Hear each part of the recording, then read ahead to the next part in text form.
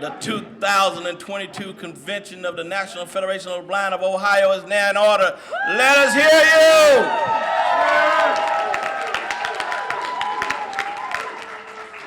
And I can hear pretty good sometimes, but for some reason, after 3 years, I can't hear you. That was good, but it wasn't good enough. This is our first convention in person in 3 years. Let me hear Ohio! Who are we? Who are we? All right, now I hear you. Dr. Peters, where are you at? Good afternoon, everyone. Good afternoon. This afternoon, I am going to open up, I am Reverend Dr. Calley Peters. I am the president of the Ohio Communities of Faith Division and chair of the membership committee for the affiliate. This afternoon, I'm going to open up prayer for the affiliate, and I will be providing a Christian prayer. But I ask that you pray with me in the way that is most comfortable for you, even a silent prayer if you wish. So let's bow our heads. Gracious and loving God, Father of all that is and ever will be, we thank you for the opportunity to come together at this state convention for the Ohio affiliate. Lord, we ask that you bless our leaders nationally, statewide, as well as our local leaders, as we pursue happiness, peace, and opportunities to live the life we want to live. Having this state convention provides us that opportunity. It provides us the resources, and it provides us with the family that we need to actively participate and understand how we can manage our lives in the blind community. We ask all these things in Jesus' name, amen. Amen. My name is Annette Anderson. I'm president of the NFB of Cuyahoga County. And I want to welcome everybody to our 26th annual convention. And what a great city to have the convention in Independence. So, as I said, I want to welcome everybody to the convention. And I'm here to help. If anybody needs any help with anything, we have one more registration. And that's it. Let's go have a great convention. William Turner, Cleveland chapter. William. Where are you, William? Yes, sir. That's William. Raise your hand so we know where you're at. Get your microphone, sir. Thank you, Annette. I am William H. Turner. I'm Vice President of the Cleveland chapter, also a member of the membership committee of the National Federation of the Blind of Ohio. We want to welcome all of you to Cleveland, Ohio. This is going to be a wonderful convention. We know you're going to have a great time. And please, please, please do not make fun of the Cleveland Browns. They said, kick it like a thing. Don't. We have to worry about the heat. We haven't been together since 2019. I know President Dean has a very good agenda put together. So relax, enjoy yourself. It's educational and informative. Good afternoon. Welcome to Cleveland. Thank you.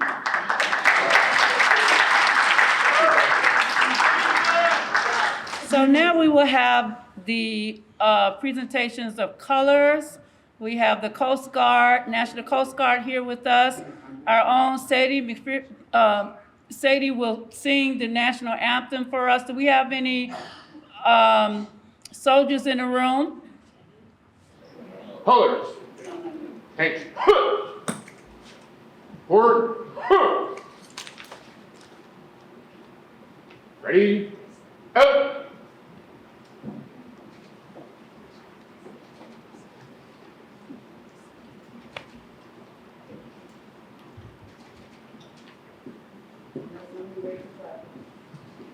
Colors.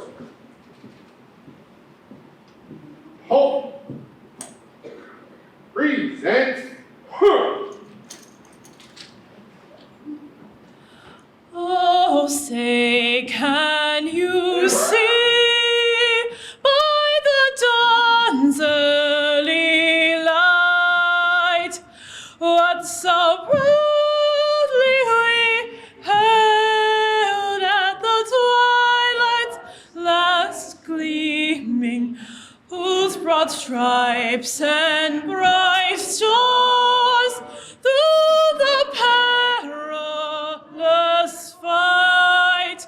O'er the rampart we watched were so gallantly streaming, and the rocket's red glare, the bombs bursting in air, gave proof through the night that our flag was still there.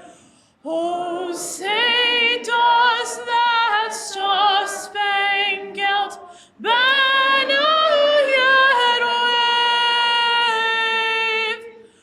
o'er the land of the free and the home of the brave?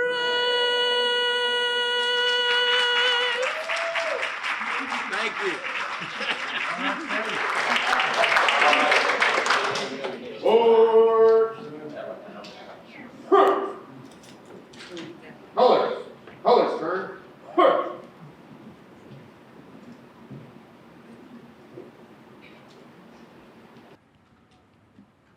Okay, let's give our color guards a round of applause.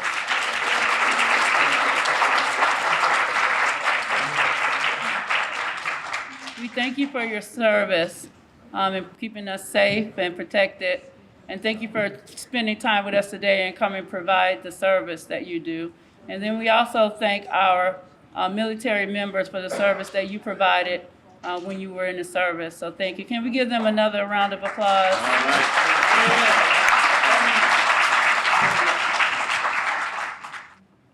I am privileged to have an opportunity to bring up the next colleague in the movement, a member that I've heard about and known from a distance for quite some time. I'm not for sure that she has known me like that, but I've always admired her abilities and skills. She's here to represent us as our national representative today, and the person who gave us that T-shirt, right? Is that what it was earlier? Door Pride. And she's the president of the Oregon, not Ohio affiliate. Miss, I know, Carla McQuillan. Would you please join us at the podium? Yes, sir. All right.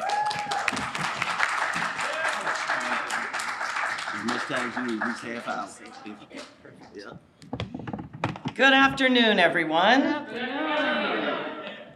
So I am here to represent our national president, Mark Riccobono, who would love to have been here in person, but unfortunately, there's a lot of conventions going on this weekend, and there is no way he could have made all of them. Right. But I do want you to know that Mark was a good friend of mine even before he became president. He has 3 lovely children, and of course his wife Melissa is very active in the organization as well, and he is always available if you want to talk to him. He's not this untouchable guy up at the top. He's really a great guy. I encourage you to reach out to him. Okay, so how many of you attended our national convention in New Orleans this past summer? There, you can go check out all of the highlights from convention on our website. They're now posted, so any of the speeches you really liked and wanted to hear again, or if you didn't get to attend the convention, you can always go and take a listen to all of the speeches and things that are of interest to you. So, where is convention going to be next summer? Houston. It is going to be July 1st through the 6th, and we are going to be in the great state of Texas. That is right. And we got Texans in the crowd, right? So one of the things that we're doing out of our education department is we believe that students, high school and elementary students, can participate in STEM activities, science, technology, engineering, and math.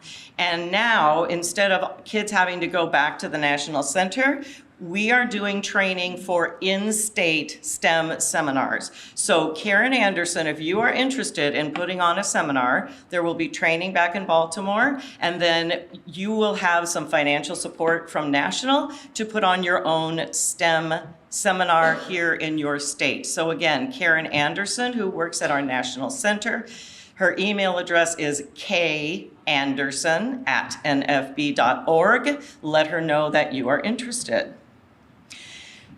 Are all of you listening to the presidential releases? Oh, yeah. You know, there was one last night, I know. and I was on an airplane, so I missed it. I know. It's really awful for me to have to say that to you, but I listen to it every time I am on the ground. Does anybody know what our big capital campaign that we're working on right now is? No. The museum, the Civil Rights Museum for the Blind. This is going to be an interactive museum. We plan to have a traveling museum that goes out to schools, and this is our story in our words. I know that at National Convention, I sat down and gave a little spiel. They asked me some questions about my history in the organization. So I don't know if my voice is going to end up in one of those exhibits, but if you can, we are really looking for support of our membership to help finance this museum, because we think that it's going to do wonders for the perception of blindness across the country. So if you can, Patty Chang is the one in charge of that fundraising effort, and her email address is pchang@nfb.org. I love it when people have simple names, and you can actually probably remember it. I know that my husband and I have made a pledge for the museum, and I encourage all of you to do the same. And speaking of this, do you have a historian in your affiliate? Have you identified a historian? Yes. All right, Annette. All right, good for you. So I just say that because there are a number of affiliates who have not identified a historian, and we're looking not just for a national perspective, but we want the history of each affiliate to be a part of this museum. The American Action Fund for Blind Children and Adults, they produce pocket braille calendars. Everybody have a pocket braille calendar? No. Yes. All right, you can get up to 3 of them for free. You just need to contact the Independence Market. And unfortunately, we don't have any online option for ordering, so you can call or you can email and get your pocket calendars. One of the things that the membership committee is doing is they're holding quarterly membership meetings for new people. So I was just in the rookie roundup, right? And there were a lot of new people here. So these meetings are designed to be small for people who want some information about the organization. So you need to actually sign up to be on one of these calls. And you can do that by emailing membership@nfb.org. And they will let you know if you got in on that quarterly meeting, or maybe it'll be the next one, but they will send you the information about that meeting once you are signed up for it.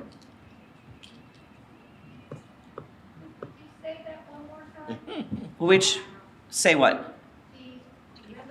Membership@nfb.org. O-R-G. Sure.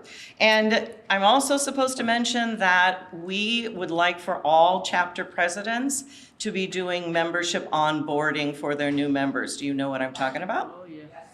Okay. And we want the chapter presidents to fill out the information as opposed to the new members. We want to make sure they get in our database and that we're maintaining and getting the information out. It's a really kind of a cool process where they'll get emails periodically from different leaders in the organization with different perspectives. So please, your new members should go into the new member database and go through the onboarding and get their own little pledge card and membership card.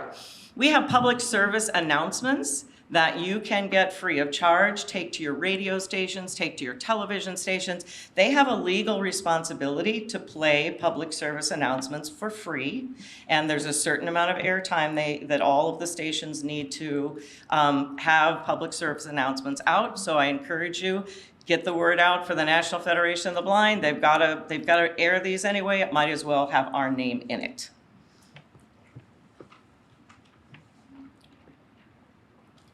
Oh, and I'm supposed to say, sorry, I'm got my notes here. The PSAs are at nfb.org/PSA.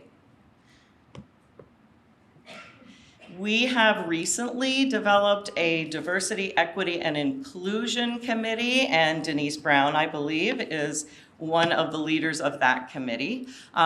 This is really to ensure that everybody in the organization feels welcome, no matter who you are, no matter what you look like, no matter what your disabilities, your nationality, your preferences. We want everyone to feel welcome, and this is our way of saying, you know what, we have blindness in common, but a lot of us are very different from each other, and there's a place for everyone in the organization.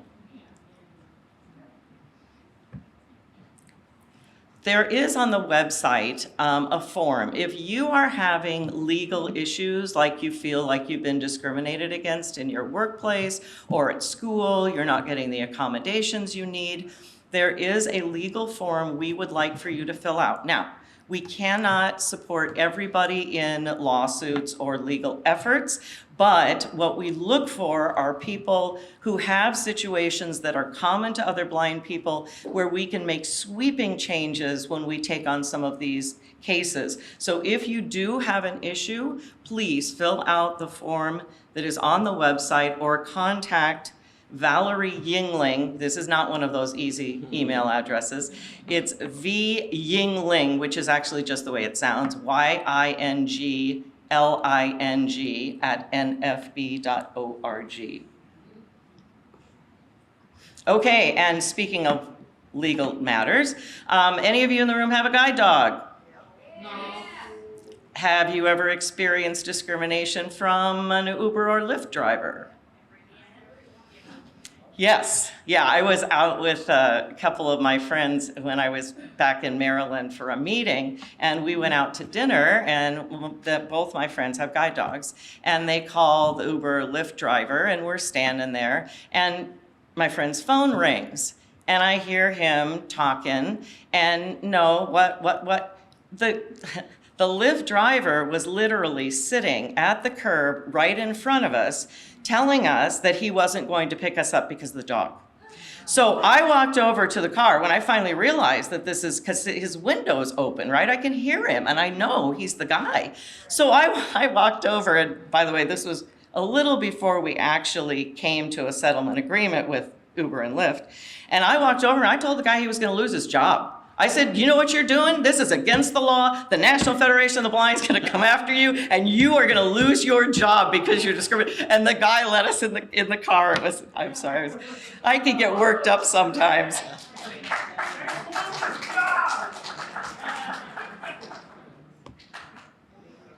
So with the rideshare, there is also a survey on the website. So if you have experienced discrimination from Uber or Lyft, please fill that out, because that's really the only way that we can make sure that these kinds of things don't continue to happen.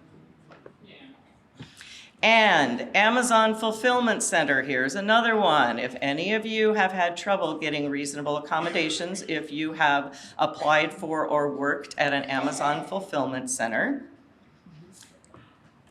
we would like for you to email legal@nfb.org, because we are trying to follow up and see just how broad spread the discrimination is in the Amazon fulfillment centers. Some people don't have any trouble at all, but there are others in certain areas in the country that are being denied reasonable accommodation in order to do their jobs.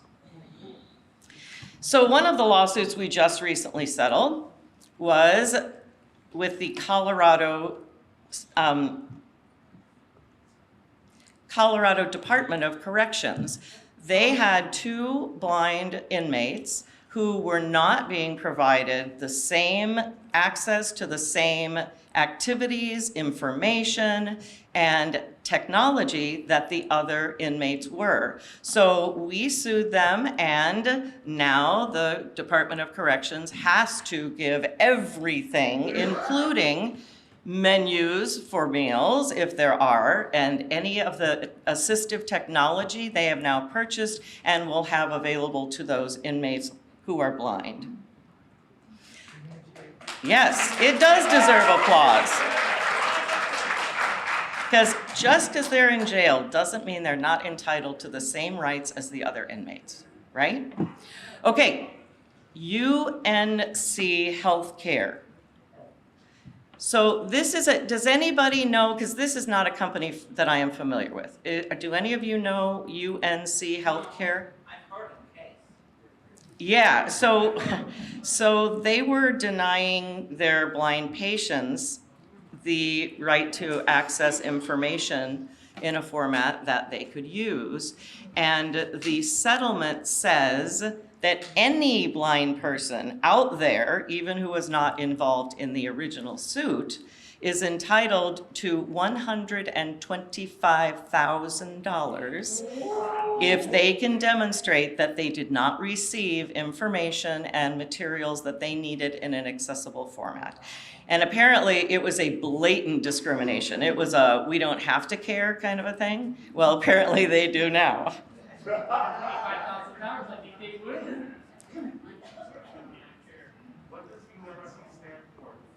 I'm sorry, what?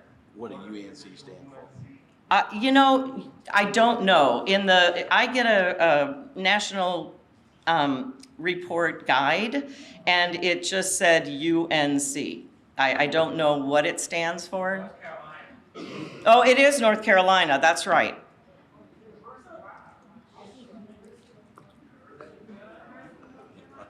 Okay, so how many of you have attended our Washington seminars in the past? Oh, nice. Okay. And tell me one of the issues that we took up last year at our Washington seminar. I'm sorry, what? Accessible web applications, absolutely right. Accessible websites and applications. And this would establish guidelines for those who are developing applications or websites that would tell them exactly what they need to do in order to make those accessible. You know, in a lot of cases, it's not that people don't know how. I mean, it's not that people don't want to, they just don't know what that means. I was at a friend's house at one point. They were having a party, and there was a couple there who had they developed applications for iDevices, and they had just sold their company. So I walked up with my iPhone and I said, well, were your apps accessible? And they had absolutely no idea what I was talking about. So I pulled up a couple of apps on my phone that were very accessible, and then I showed them some that were not. And then here's my favorite: when they update the phone or the application, what used to work doesn't work anymore, right? I know, pretty frustrating, isn't it? It's like, but I used to be able to do this. Okay, another issue that we took up at the Washington seminar.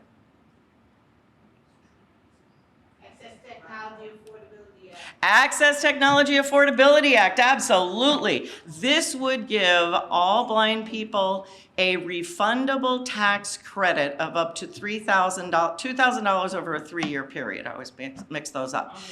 And a refundable tax credit means that even if you don't pay a dime in taxes, you're still entitled to that money. Yeah, pretty cool, huh? I mean, so that's what and we've been working hard on that, and that is hopefully gonna make its way through the Congress next session. And we've been working on one thing for a very, very, very long time.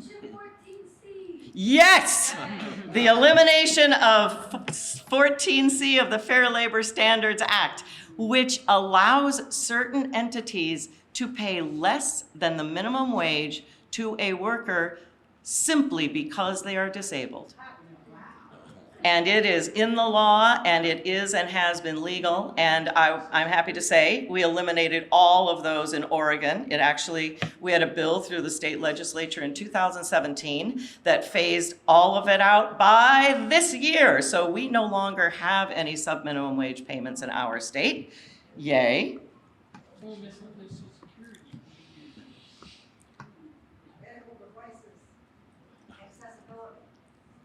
Accessibility, medical devices, that's the last one, thank you. Yes, medical devices. So if you've got a glucometer because you're a diabetic, a lot of them require vision in order to operate them. One of our members had her son, when he was very young, had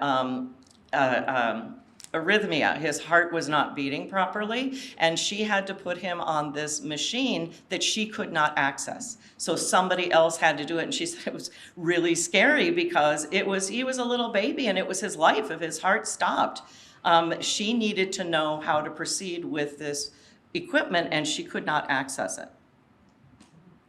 So we have a couple of programs, Braille Reading Pals and Early Explorers. These are programs for children and their parents. The Braille Reading Pals, you might guess, they get Braille books on a regular basis. They also send out a little fuzzy stuffed animal for the reading pal so they can read to their little stuffed animal. And then we give out child-sized canes for the Early Explorers, encouraging parents to walk their kids around the neighborhood and stroll through the park.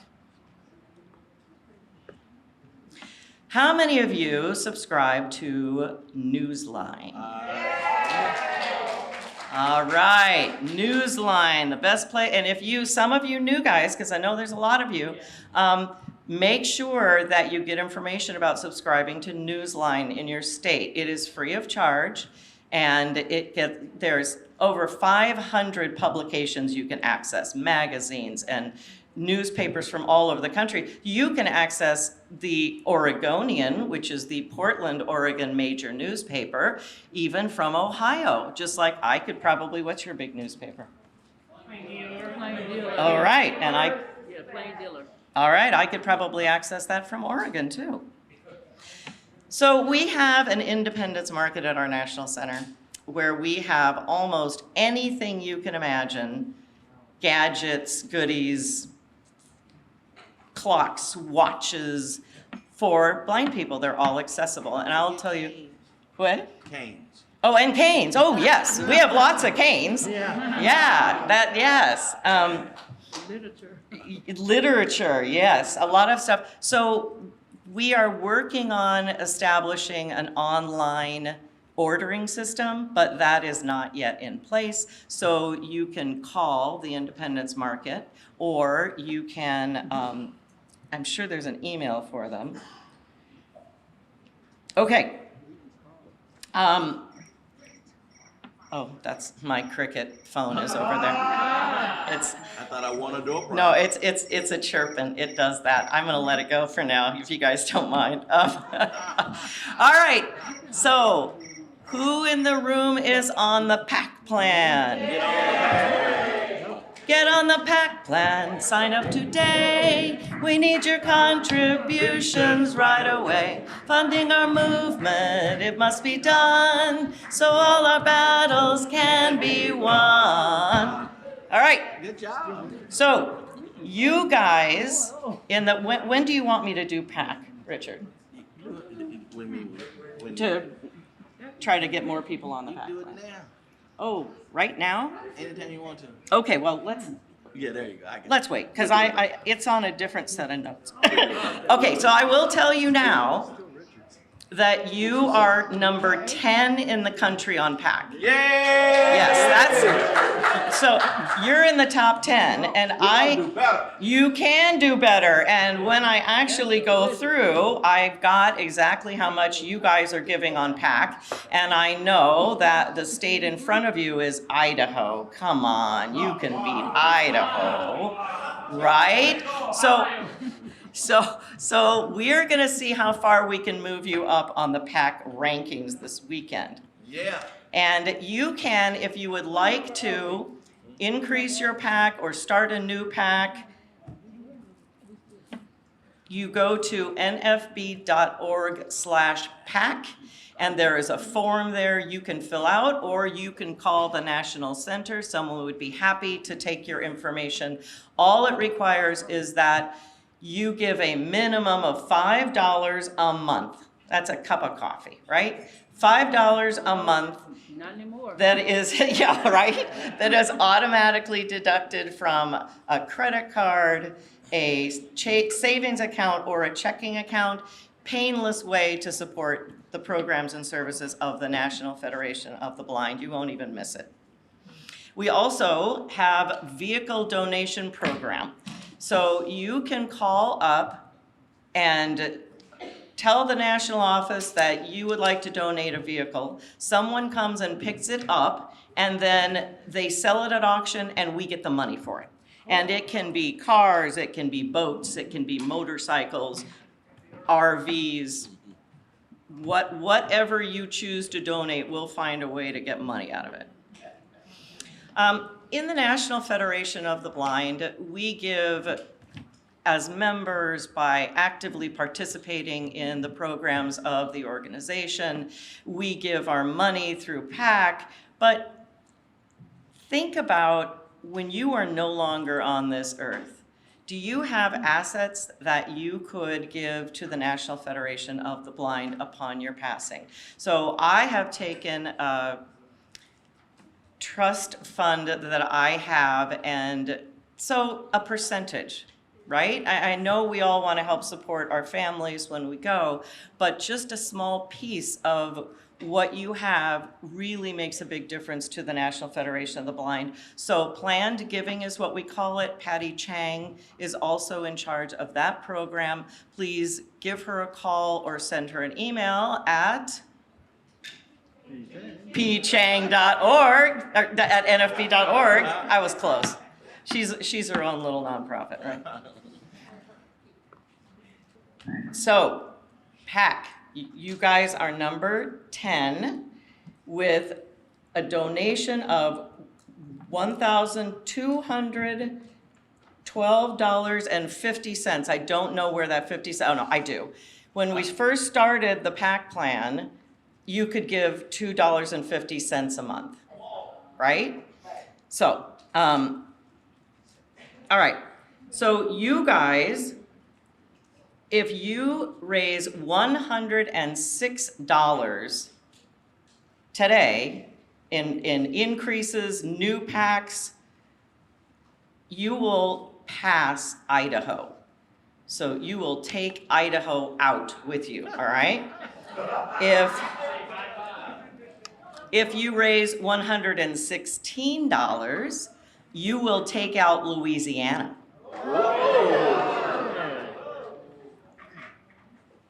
But that means monthly, right? So here's how this is gonna go. If you would like to start a new PAC or raise an existing PAC, I'd like for you to shout your name out and then say how much you are planning to, if it's an increase, new, and how much. All right? A new PAC for $20. Woo! And tell her this is monthly. And this is monthly. All right. Okay, awesome. Chris, $10. Is that new or increase? Increase. All right. Anybody else? Oh, come on. You're at $30. You guys. Who was that? I don't think they understand how it So, works. okay. This is the pre-authorized contribution plan. So what this means is that you, every month, and you can pick the day, this amount of money is going to come out of a checking account, a savings account, or a credit card. So it's not a one-time thing. If you want to give money, I'm sure Todd would take it from you. But this is the national program that we have where we just take the money monthly, whatever amount you designate. Okay, anybody else? I heard Nettie said what? New pledge, $10. $10. All right, so we're up to 40, right? Yeah. Anybody else? $5 from, who was that? All right, a new one. Haley Thurston. Haley Thurston. Anybody else? I thought I heard of somebody else. How much is Haley? 5. Oh, come on, y'all. Can do better than that. Here's 5. Who is that? Darnell, $5 a month now. Donald, right? Donald. For our next presentation, all the way from New York, by way of Dayton, Ohio. Now he lives in Columbus. He's a traveling man that works for the National Federation of the Blind of Ohio. He is our treasurer. And to talk about low expectations, here is Todd Elsie, treasurer of the NFB of Ohio.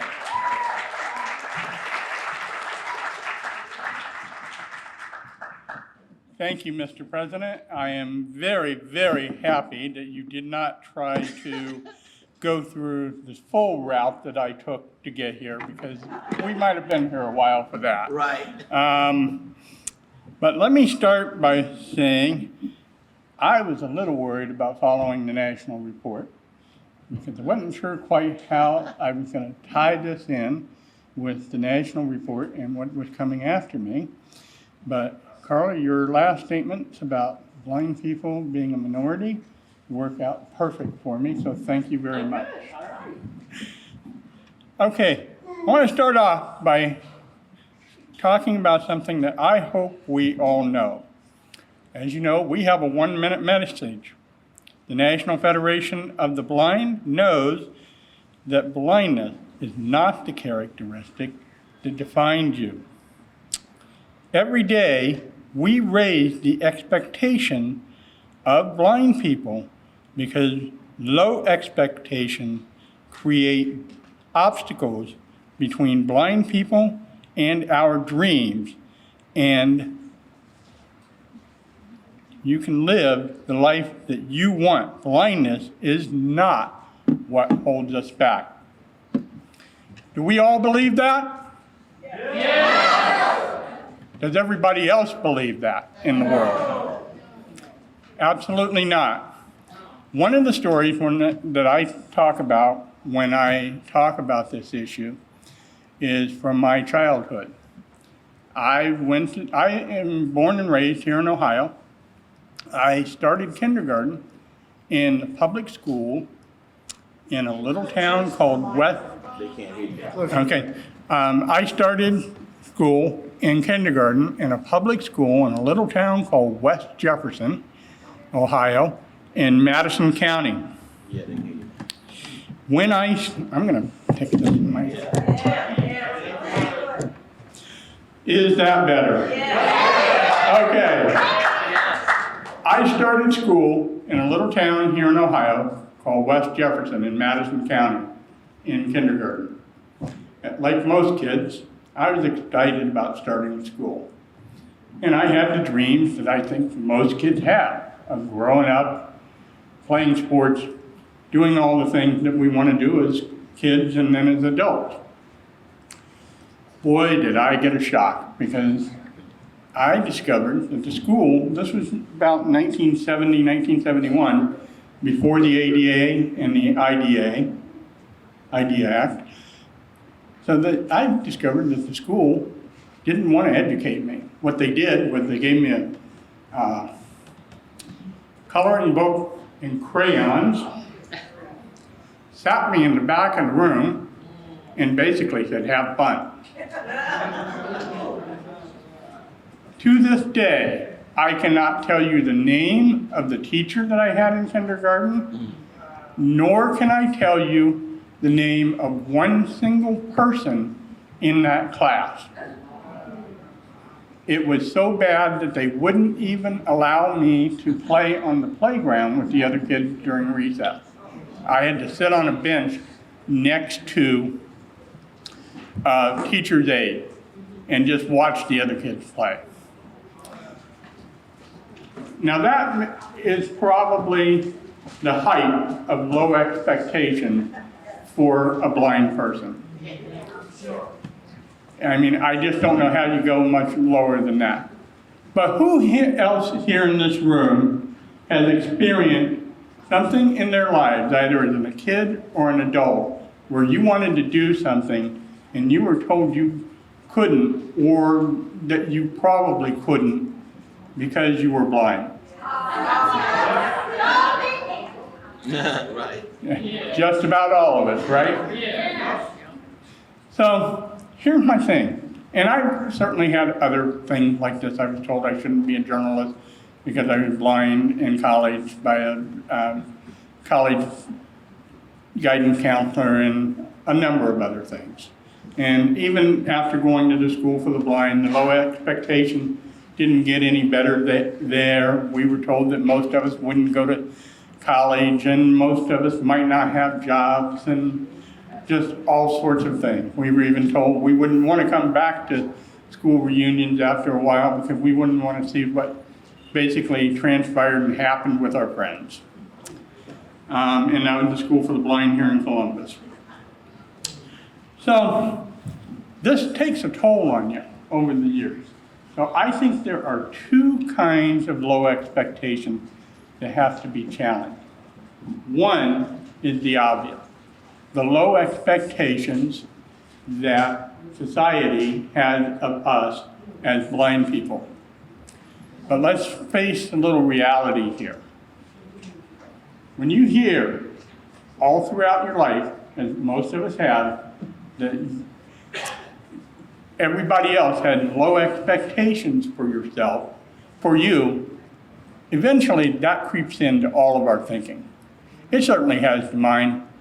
I've passed up applying for jobs, or I haven't taken on tasks because I thought, I can't do it. One of the things that comes to mind is I've always told people that one of the things I'll never be able to do as a blind person is drive.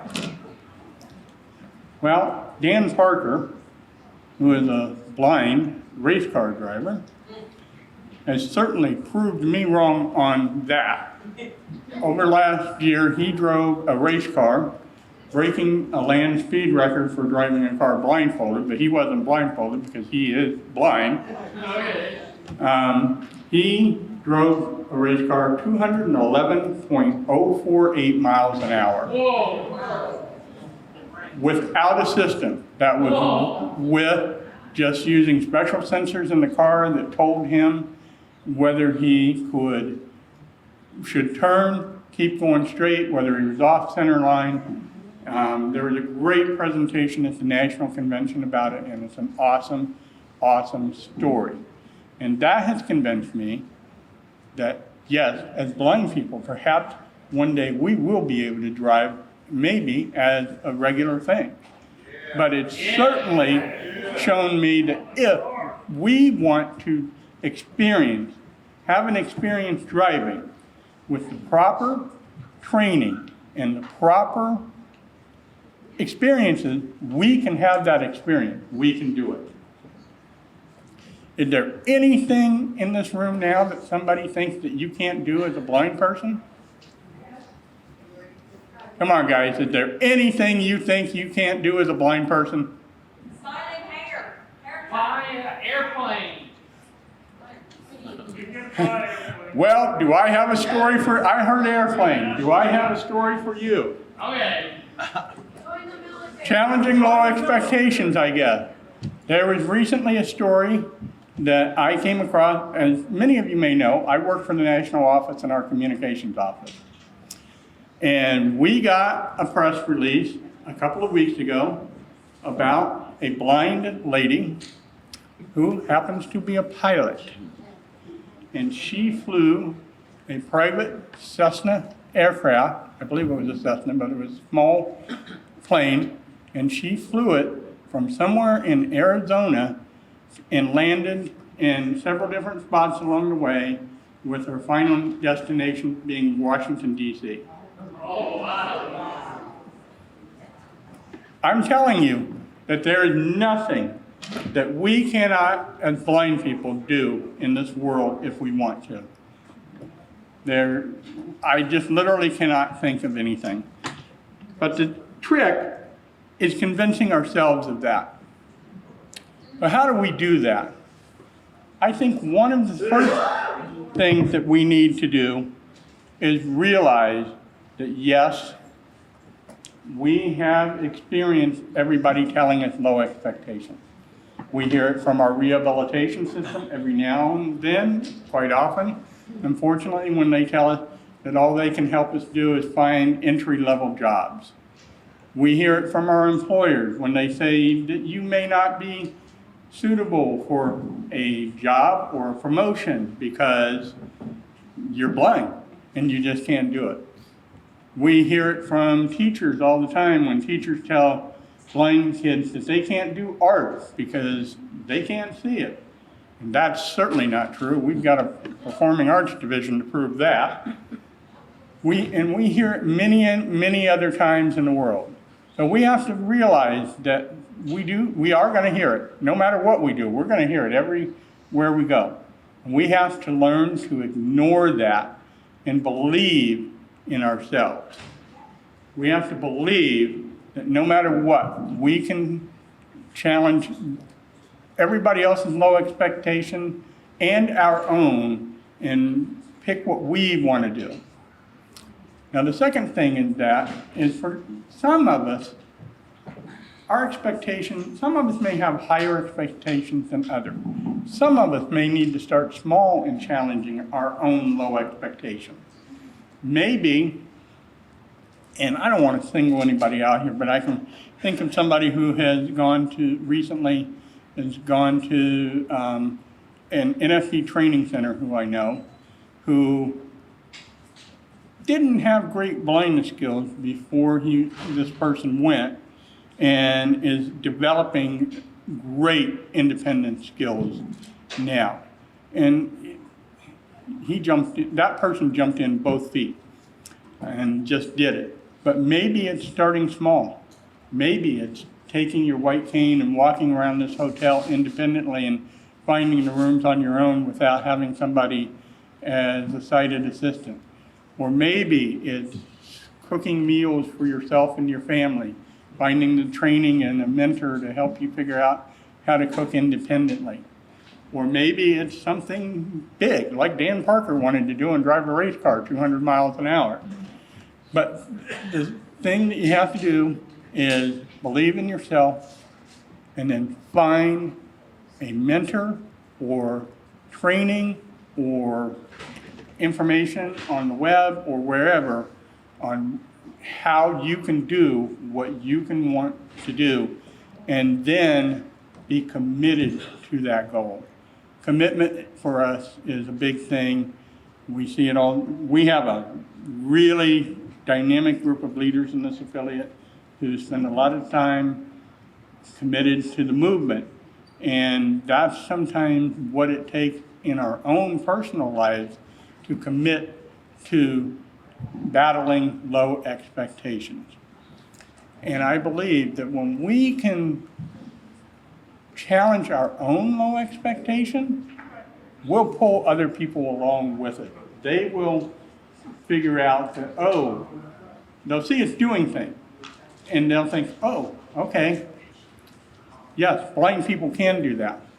And then they'll stop thinking that blind people can't parent their own kids, or that blind people can't do jobs, or blind people can't do their own grocery shopping, whatever it is. So I've kind of gotten myself off track here, but to get back to it is, that's the dichotomy here, is that we have those two low expectations, and we need to approach it from both angles. We need to challenge the public and show them through our work in the NFB that yes, blind people can do anything that they want to do. And then from our own perspective, we need to challenge ourselves and go forward and do anything and everything we want to do. So, and part of that is goal setting. I've certainly set some new goals for myself this year. I recently moved to Columbus, where I have better access to transportation and better access to different things, and I'm going to be trying some new things that I haven't done before or I haven't done in a long time. And one of those things, I want to talk to you a little bit about this too. One of those things is learning Braille. When I was in first grade, I was told that I shouldn't learn Braille because I had residual vision, and that was at the School for the Blind. That became one of my expectations and I think of it as a low expectation because I think had I learned Braille, many things in my life would have been easier as far as giving speeches like this. Law school, one of the funny stories I tell about law school is my first semester in law school. I got through the first semester class studying for final. My handwriting was so bad I couldn't read my own handwriting. Braille would have made that a whole lot easier. So that challenging myself over the next year, I'm going to change that expectation, and I am going to learn Braille. Next year I'll give a speech here, hopefully, using Braille notes.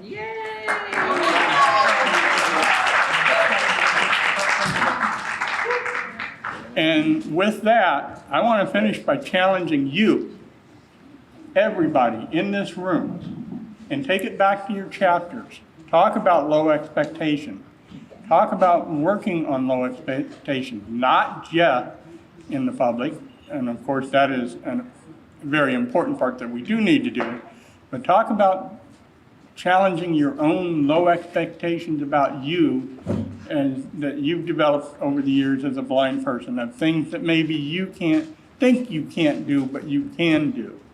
Talk about how you can find people to help you achieve your goals, and talk about what it would mean to you to achieve a goal that you didn't think you could do. And then set that goal and actively work towards it. One of the things I've found that is really, really key to achieving a goal is working on it every single day, even if it's only 5 or 10 minutes. I've written a couple of books that I have out there on Amazon, and that was one of my goals in life, and I achieved that goal. But the only way, for years, I talked about it. I kept talking about it. I'm going to write a book. I'm going to do this, and never did it. When I finally stopped talking about it and actually sat down at the computer every single day and wrote some every single day, I did my first book in about a month and a half, 2 months. And that is the key here. Once you pick that goal that you want to raise your expectations for yourself of, don't just talk about it. Don't just dream of it. Don't just think about it. But make a plan of action and put that plan into action and work on it every single day. And we as a group are here to help one another. So don't be afraid to ask for help. We have lots of resources and we want to help. And Mr. President, with that, I hope I turn a little bit of time back over to you. And thank you very much. Thanks, good job. Calley Mersmann is from the Cleveland City of Transit and Motor. And I will tell you that she has, every time we call, she picks up the phone, she hears our story, and she does diligence to find empathy with what we're going through. We know that she doesn't make the decisions, but we're glad that we do have her in the city of Cleveland. So I want to welcome her to the National Federation of the Blind of Ohio Convention. And you all please welcome Calley Mersmann.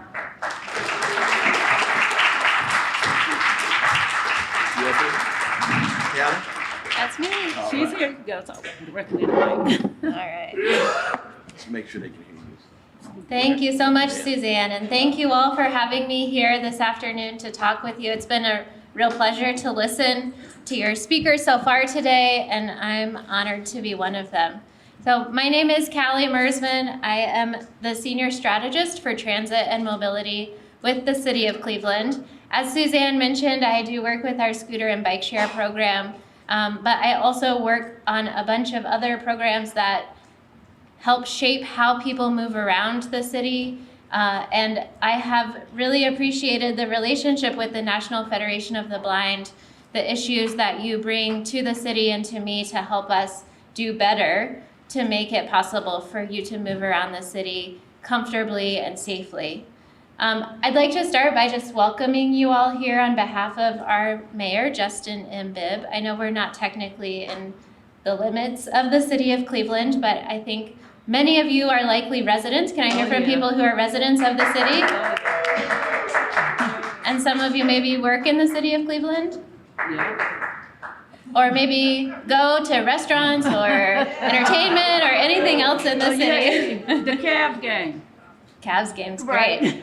So we take multimodal and again, safe and accessible and convenient moving around the city very seriously. And so I'm here, I want to talk to you a little bit about some of the things that we're doing to make it easier to navigate around the city. When Mayor Bibb was running for office, one of the things he often talked about was people-centered decisions. So often in transportation, we're working in a system that has really been built over the last 5 decades or more to focus primarily on cars and people in cars. What we're trying to do in the city of Cleveland right now is think about how we can make it easy, safe, and convenient for people to move around. Sometimes those people are in cars, but often they're using our transit system. They're taking RTA buses or trains. Often they're walking, they might be riding a bike. And so we're trying to look much more holistically at what mobility needs are across the city. In that process, advocates like you and members like you of the National Federation of the Blind are really, really important in terms of helping us understand what needs are and where we can do better. So again, thanks for having me here today. I'm gonna go into a little bit of some initiatives that we have in development and opportunities for you to give input and be engaged. And then if there's still time, I'm happy to take questions or hear comments from you that I can take back to City Hall. So one of the first things I want to share about is an initiative called Complete and Green Streets. This is a process that City Council passed in June of this year that governs how we plan for roadway investments in the city. So every year we have a certain amount of budget to do resurfacing, roadway paving projects, et cetera. And the Complete and Green Streets law tells us to pay a special attention to people walking and how those roadway projects accommodate them, people taking transit and riding bicycles. And the green component is about trees, so things like shade, stormwater management, et cetera. So we're trying to make sure that our roadway projects are more holistically contributing to community good and are making it possible for people outside of cars to move around more easily. One important thing about that ordinance is that it establishes a Transportation Infrastructure Advisory Committee.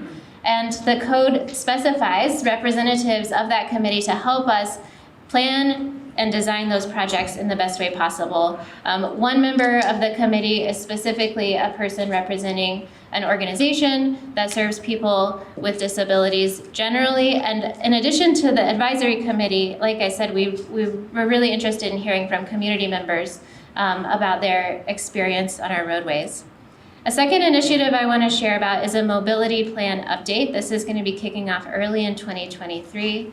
And the idea of a mobility plan is that it guides the city's work on our work for mobility in general. So looking at the recently updated strategic plan of RTA, some of you may know that routes changed recently. They increased service frequency in some places. They reorganized routes in other places. So across the city, RTA has priority corridors where they're trying to enhance service and make it as frequent and reliable as possible.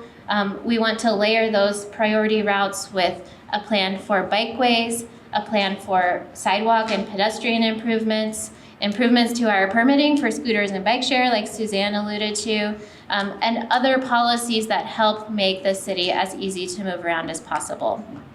That planning process involves a lot of community input. So early in 2023, I'll be reaching out to your Northeast Ohio chapter of the National Federation of the Blind to participate in that, give your input to shape the city's priorities and policies moving forward.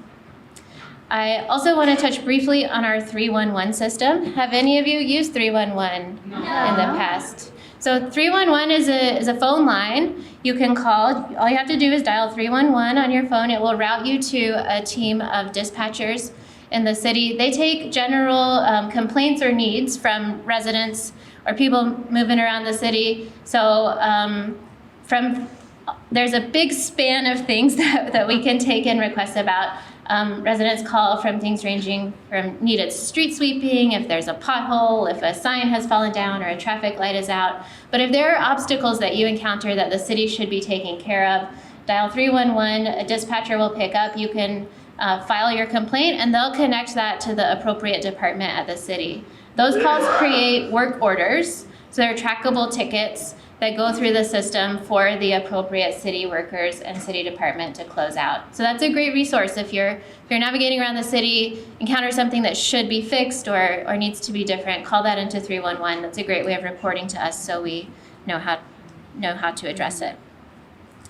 The final thing I want to touch on is the shared scooters and bikes that Suzanne mentioned. I know that we have issues with people parking them appropriately, not blocking the sidewalks.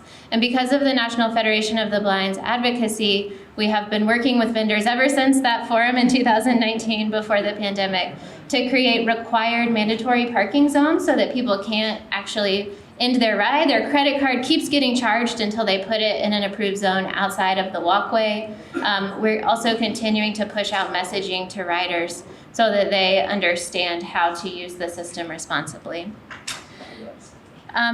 It really has been a great privilege to work with many of you. I see Milana out in the crowd as well.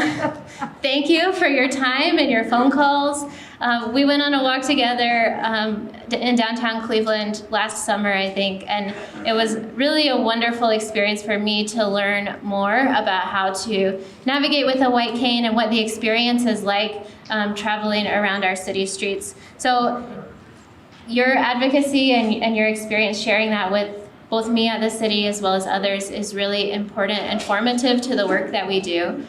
I know that not everyone here is from even the Cleveland area, so I would encourage you when you go home, please contact your local governments, your local officials, elected or staff that work for your cities or townships. Your voice is really important to shaping the work, and we want to hear from you. I'll also say that persistence is key. So if you don't get what you want the first time, I would encourage you to not feel bad about calling back, being persistent about what you want to see and the needs that you have. For those of you that are in the Cleveland area, I'd like to share my phone number and email address so that you can contact me to talk about any of this further or to share requests for the city. In general, as Suzanne said, I'm not in charge of everything, but I will do what I can to route them to the right places and to the decision makers that need to see them. My phone number is 216-664-2952. That's 216-664-2952. And my email address is cmersmann@clevelandohio.gov. So that's CMERSMANN at Cleveland, Ohio. Ohio's all spelled out, OHIO.gov.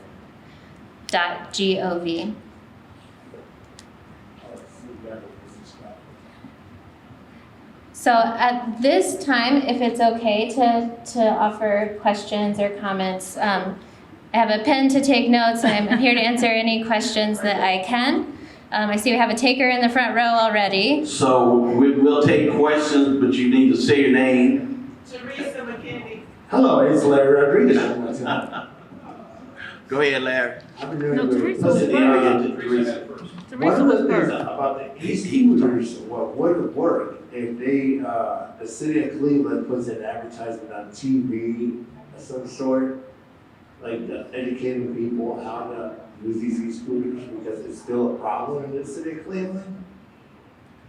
That's what should have been done from the get-go, educating or in making awareness of people with disabilities navigating the city streets. That's what I mean. Thank you. Taylor. Thank you, Larry. All right, Larry. Teresa, Yes. y'all get Teresa the mic, please. Yes, I would like to know, how do they go about, or what do they do when they're ordering these new buses? I wanna know if some of the people in authority, do they ever take rides on those buses, like the new buses, before they order them for some seniors? Maybe they does drive them around. Some of them, I mean, as a senior, you almost have to fold your body up to get in them. Wow.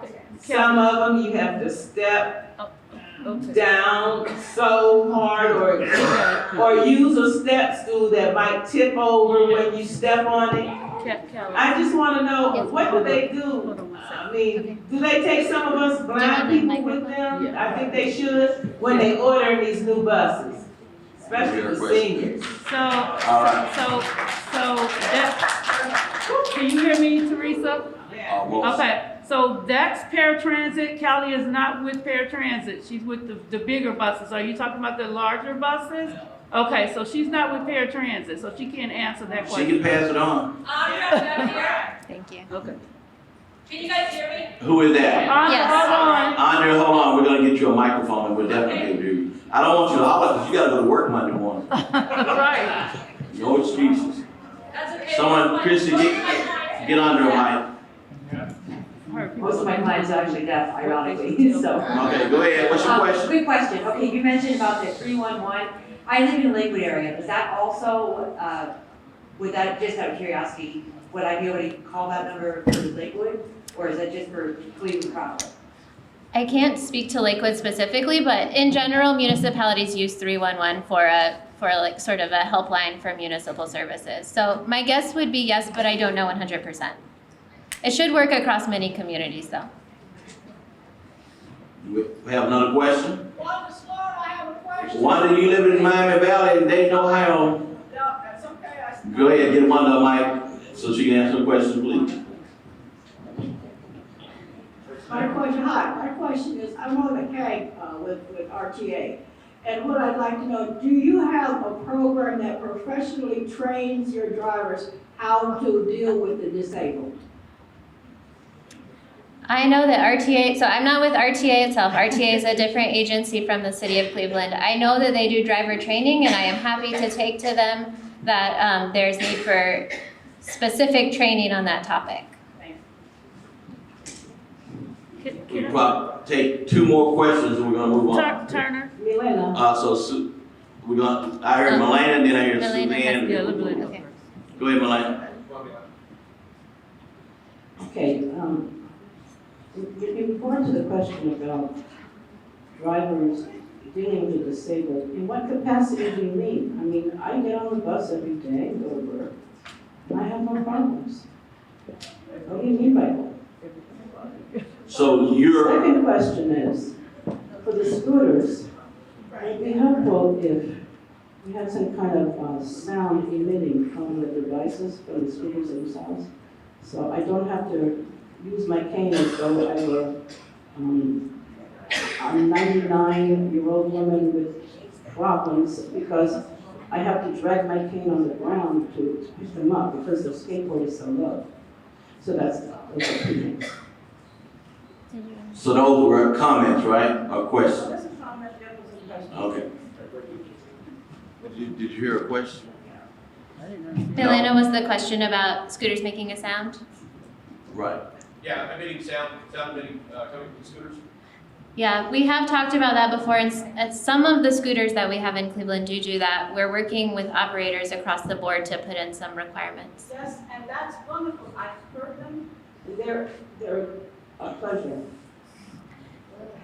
I'm glad that those work. I enjoy them. That's it. But there's a lot of them. A lot of good sound. And now they've started to park them near the bus shelters. And what I do is I remove them. I put them in the grass. All right, Suzanne? Yeah, So you have a question? No comment. So one of the things, one of the aspects of us having a meeting with the city of Cleveland. The positive of that is what Melania is speaking about. Some of the scooters now make noises because they didn't before. And then also, I think one or two of them now have Braille on them. And so I just want to thank Calley for that, because that's a step in the right direction. We had our discussion with the vendors to put those markings on the scooter so we would know how to identify them and also report when they're in our pathway.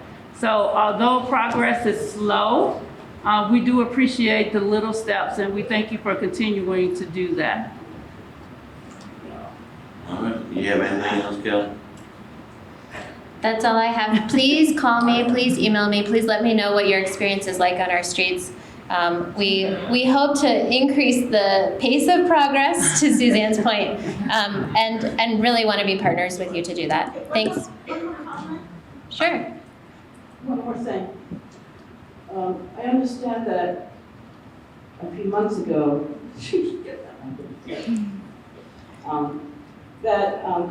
Suzanne was telling me that the city was thinking about taking away the curb cutouts and, the slopes into the street. Please don't do that. No, just tell them what Because the decision is. we do need them. And, just putting in those truncated domes, that's not enough. We need more I don't care about the truncated domes. It's not like this. That doesn't matter to me at all. But you do need some kind of landmark to tell you that you're approaching the street crossing. She's talking about the parallel sidewalk. Okay, thank you. I think you're talking about raised Right, crosswalks. that's what she's talking about. And that's a great point. Thank you for bringing that up. As we're focusing on increased roadway safety in general, one of the main strategies that we are working on are road designs that require drivers to slow down in cars. And those can look a bunch of different ways. Some of them are a little bit atypical from what is out on the streets right now. And so, to your point, Milena, understanding how installing those changes navigation for people using white canes is really, really important. So I'll look to Mr. Payne and Suzanne and just staying in touch with the chapter here to help inform the city's road design standards and guiding what we look to put in as we're evolving how we treat our roadways to make cars slow down and to ultimately make them safer for everyone. They should turn down the music while they're driving by traffic lights. Thank you, Larry. We're gonna, Thank you, Calley, Thank so you, Calley. much. Thank you. We appreciate you. Thank Can you. you all give Calley a hand? Thank you so much. Yeah, I got it. Thank you.